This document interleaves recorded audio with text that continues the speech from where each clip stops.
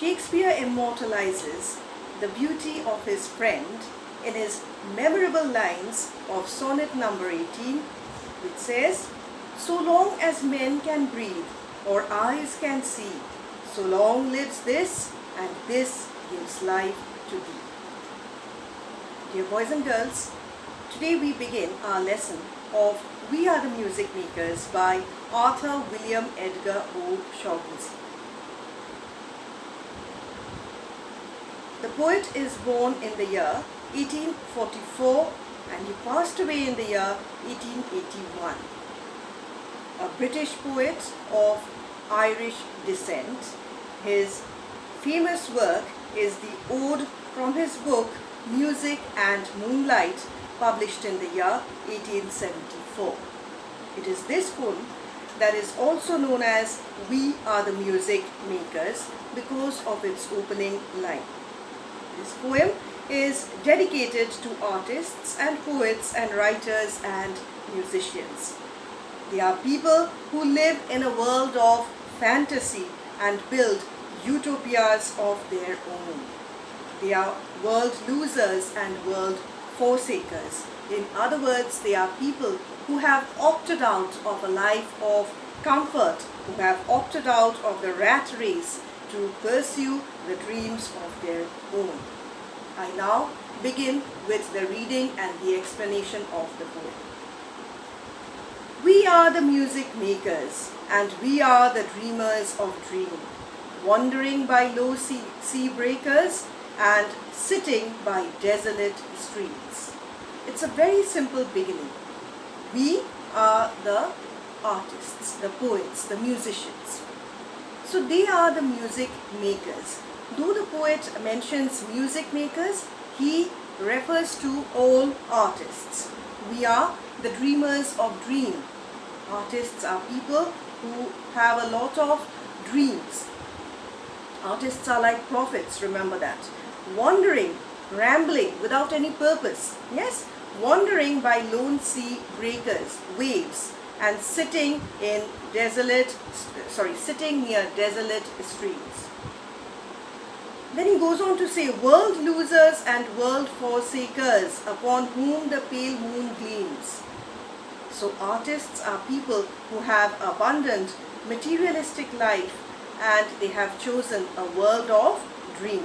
Okay, we are the movers and shakers of the world forever, it seems. Movers and shakers, something which has become a part of the English vocabulary, is of course derived from this poem.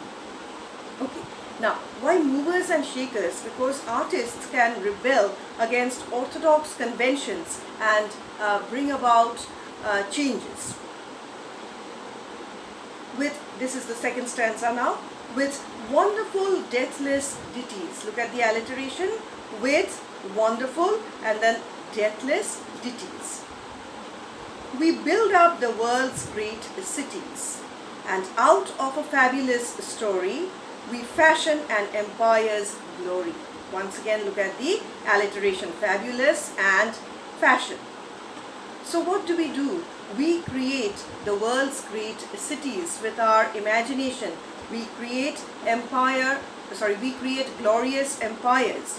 One man with a dream, at pleasure, shall go forth and conquer a crown. One poet, one artist can go and conquer a crown because of his dreams.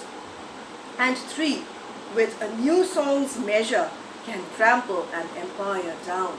So three artists together can bring about a revolution that can bring down an entire empire. I come to the third stanza. We in the ages lying in buried past of the earth built Nineveh with our sighing and Babel itself with our mirth.